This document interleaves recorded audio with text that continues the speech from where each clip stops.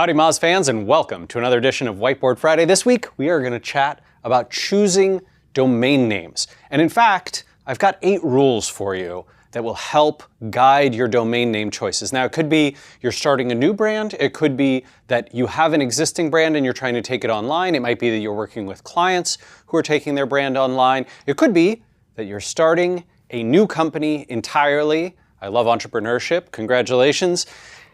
Any of these ways, you're going to need a website. And before you do that, you should really think long and hard about the domain name that you choose, and in fact, the brand name that you choose and how that's represented through your domain name online. Domain names have a massive impact all over the web in terms of click-through rate, from search to social media results to referring links to type-in traffic, brandability, offline advertising. There's a huge wealth of places that your domain name impacts your brand and your online marketing, and we can't ignore this. So, first rule that Rand has for how to choose a domain name: make it brandable. Brandable, meaning, when you hear the domain name, when you hear yourself or someone else say it, does it sound like a brand or does it sound like a generic, right? So that means that hyphens and numbers are a real problem because they don't make something sound like a brand. They make it sound generic or they make it sound strange. For example, if I try and say to you, let's imagine that our new company that we're starting together, you and I, is a website that has pasta recipes and potentially sells some pasta-related e-commerce products on it. If I tell you that I have pasta-shop.com, well, that's hard to brand. It's hard to say, it's hard to remember. Speaking of, is this brand memorable, right? So generic keyword strings are a big no-no. Generic keyword strings, really tough to remember, really tough to stand out in the brain. You want something unique, which means try and avoid those exact and partial keyword match domain names. They tend not to do so well, in fact. If you look at the numbers that we see in Mozcast, for example, or in correlation studies, you can see that over the past 10 years, they have done nothing but trend down over time in terms of their correlation with rankings and their ability to show in the search results. Dangerous there. I would probably stay away from something like a pastarecipesonline.com. I think bestpasta.com, maybe that's getting a little bit better. Pasta aficionado, well, now it sounds brandable for sure. It's a little bit challenging to say. Maybe it's, but it's definitely unique. And I really like pastalabs.com. Right? Very brandable, unique, memorable, stands out. I'm going to remember it. It has kind of a scientific connotation to it. Fascinating, right? So I might think about the domain name space that way. All right, number 2, make it pronounceable. You might say to yourself, Rand, why is it so important that it's pronounceable? Most people are going to be typing this in, or they're going to be clicking on a link. So why does it matter? And in fact, it matters because of a concept called processing fluency. It's a cognitive bias that human beings have, where essentially we remember and have more positive associations with things that we can easily say and easily think about. And that includes pronounceability in our own minds. This is going to be different depending on the language that you're targeting and which countries you're targeting, but certainly, if you can't easily say the name and others are not easily able to guess how to say that name, you're going to lose that processing fluency, you're going to lose that memorability and all the benefits of the brandability that you've created. And so I might stay away from things like flowereggsh20.com. It's clever. Don't get me wrong. It's unique, it's clever, it might even be brandable, but it's very difficult to pronounce and to recall. And when you see it, you don't know if that 0 is an O. There's questions about what does it necessarily mean or not. Raviolibertine.com. Even I'm having trouble saying it. Raviolibertine? Right? I would stay away from a little bit of the getting too clever for yourself. And many, many domain names do try to do that. And I might say, you know what? Something like landofnoodles.com, while it doesn't fulfill every requirement that we've got here, it is eminently pronounceable. Right? Easy to remember. These are easy words that many people are very familiar with, at least in English. Land of Noodles. Whoops. I like Land of Noodles. I'm giving it a check mark. Well, now I've messed up the whiteboard. Hopefully Elijah took a picture before I did that. Oh, he's giving me the thumbs up. Good. Number 3, make it as short as you possibly can, but no shorter. Meaning obey these other rules before you just go for raw length. But length matters. And length matters because of the processing fluency stuff we talked about before, but the fewer characters a domain name has, the easier it is to type, the easier it is to say, to share, the less it gets shortened on social media sharing platforms and in search results, right? So when you've seen those long domain names, they get compressed, or they might not show fully, or the URL might get cut off, or you might see just the t.co, all those kinds of things. Therefore, short as possible, shorter is definitely better.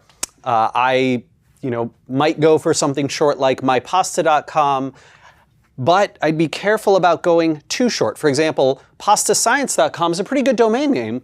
Pastasci, S-C-I, I've lost that pronounceability and a little bit of that memorability. It's a little bit tougher. It's clearly a brand, but it's a little awkward. I would probably stay away from that one, and I'd stick with Pasta Science. All right, number 4. Bias to .com. I know, it's 2016. Why are we still talking about .com? The internet's been around, 20 plus years, and why does .com matter so much when there's so many TLD extension options? And the answer is, again, this is the most recognized, most easily accessible brand outside of the tech world. If you're talking about, look, all I'm doing is addressing developers, and my Pasta website only wants to talk to very, very tech-savvy individuals, people who already work in the web world, well, okay, maybe it's all right to go with a .pasta domain name, right? Perhaps you can actually buy that TLD extension now that I can, has approved all these new domain names. But cognitive fluency, processing fluency dictates that we should go with something that's easy, that people have an association with already, and .com is still the primary thing that non-tech savvy folks have an association with. If you want to build up a very brandable domain that can do well, you want that .com. And probably, eventually, if you're very successful, you're going to have to try and go capture it anyway. And so I would bias you to get it if you can. If it's unavailable, my suggestion would be to go with the .net, .co, .co, or a known ccTLD. Those are your best bets. The known ccTLD might be something like .ca in Canada or .it in Italy, those kinds of things. That's your next best bet. I'd still bias you to .com, but the penne is mightier.com. I'm particularly proud of this one. I think it's a terrible pun, but man's got to do. Macaroniman.net, would I potentially think about that if I couldn't get the .com? Yeah, possibly. If I thought I was targeting a little bit more of a savvy audience, and if I was pretty sure that macaroniman.com was owned by a squatter who just wouldn't give it up, or it was owned by a small restaurant somewhere that I never had to really worry about competition with, and they wouldn't sell to me, yeah, okay, I might do it. What about impostable.co? Avoiding the fact that this is another terrible pun of mine. I might consider that if I absolutely couldn't get impossible.com, and that was already my domain name, and I felt like I had the branding ability to make the .co something people would associate with. I could consider that too. Number 5, super obvious one, but please avoid names that infringe on another company or another organization's existing trademark, or could be confused with that trademark. And you have to be very careful here, because it's not whether you think it could be confused, it's whether you think any judge in the jurisdiction in which they might take legal action against you would consider those two things to be potentially misrepresented or potentially confusable. So it's not your judgment, it's not even your audience's judgment, it's what you think a judge in the jurisdiction might have the judgment about. And so this is dangerous waters. I would urge you to talk to your attorney or a legal professional about this if you have real concerns, but there is the danger, and this does happen regularly throughout the web's history, where a trademark owner will come and sue a domain owner, someone who's owning the domain legitimately and using it for business purposes, or just someone who's purchased it and is sitting on it, and that sucks. This can also create brand confusion, which is hard for your brandability. So you might be familiar with some pasta brands that have done particularly well here in the US, like Barilla and Ronzoni and Rustichella di Abruzzo.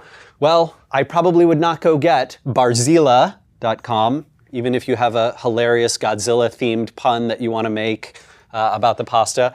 And just because your name might be Ron and you are covering pasta, I still would not go with Ron's Zoni. Oop, I'm going to X those both out. Likewise, Rusticella owns, apologies for my poor Italian pronunciation, but Rusticella owns rusticella.it. They don't seem to own rusticella.com. I think that's owned by a domain name owner. But I would not go start up a website there. Rusticella certainly could, with their US presence, go and claim trademark ownership of that domain and potentially get it from you. I would think that was risky. Number 6, make the domain name instantly intuitive. If you believe, right, that a member of your target audience, the audience that you're trying to reach now and in the future, could immediately associate the domain name with a good guess of what they think you do, that is a big positive, right? Being able to look at that domain name and say, oh, I'm guessing they probably do this. This is probably what that company is up to. So, something clever and subtle like savorythreads.com. Okay, yeah, once I get to your site, I might realize, oh, I see, it's sort of a playful word game there, and savory, I get that it's about food, but it's too clever, in my opinion, right? And it doesn't instantly suggest to a majority of your audience what it is that you do.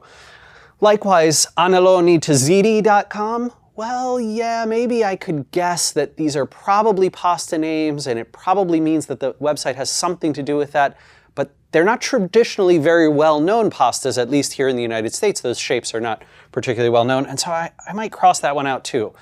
Versus something where it is clearly about recipes for and potentially, sales of goods, pastaperfected.com, right? That's obviously intuitively about what it is going to be, and anyone from your audience could figure that out. Number 7, keyword use in domain names you might think is an important thing, and that would be something that I would mention here from an SEO perspective. It can help. Don't get me wrong, it can help. It can help mostly for this instant intuition portion and the cognitive fluency and processing fluency biases that we've talked about, but also a little bit from an SEO perspective because of the anchor text that you generally will accrue when people link over to your domain. But what we've been seeing, as I mentioned earlier, is that Google's been biasing away from these exact match and partial match keywords. I would say that if you can get a keyword mention in your domain name that helps make it obvious what you're about, go for it. But if you're trying to target what would be called keyword-rich or keyword-targeted domains, I would generally stay away from those, actually, in 2016. They just don't carry the weight that they used to, and there's a lot of associations, negative associations, that users and search engines have about them that would make me stay away. So I would not do something like a recipesforpasta.com. I wouldn't do something like buypastaonline.com.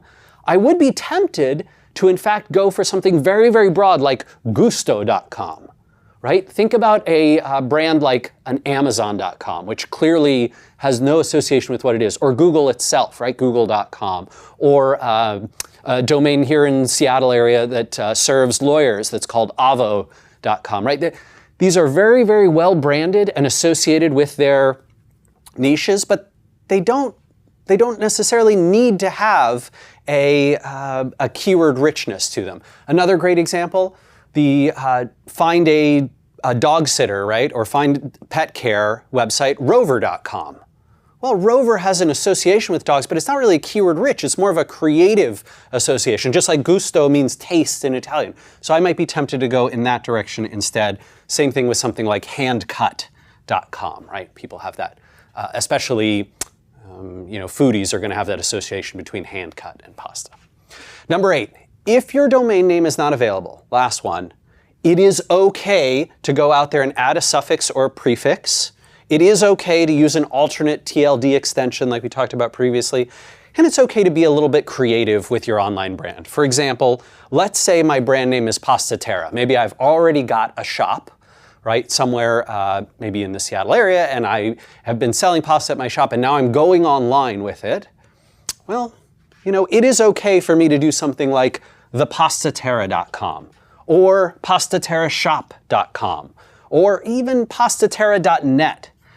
I could, if I wanted to be very, targeting a much more tech-savvy set and was aware of the branding difficulties, I could conceivably go with something like terra.pasta, right? Because that pasta TLD extension is now available.